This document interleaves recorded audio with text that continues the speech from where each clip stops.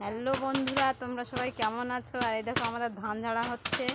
সকালবেলা প্রথমে ধান বাঁধতে গেছিলাম, তারপর ধান বেঁধে, এইটা কালকের ধান ছিল, এটা আনা ছিল, তাই ওই ধানটা বাঁধা হয়ে গেছে।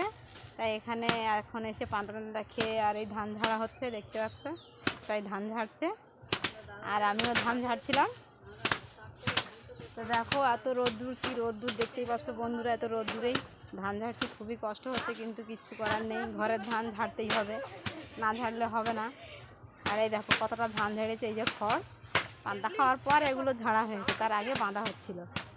এই যে কতটা ধান ঝেড়েছি, আর এই যে জাপানে ধান ঝাড়া হচ্ছে, আমিও ঝাড়ছিলাম। আর এদিকে এত গরম, পা রাখতে পারছি না মাটিতে, খুব মাটি গরম হয়ে গেছে, দেখতে পাচ্ছ কত ধান ঝেড়েছি।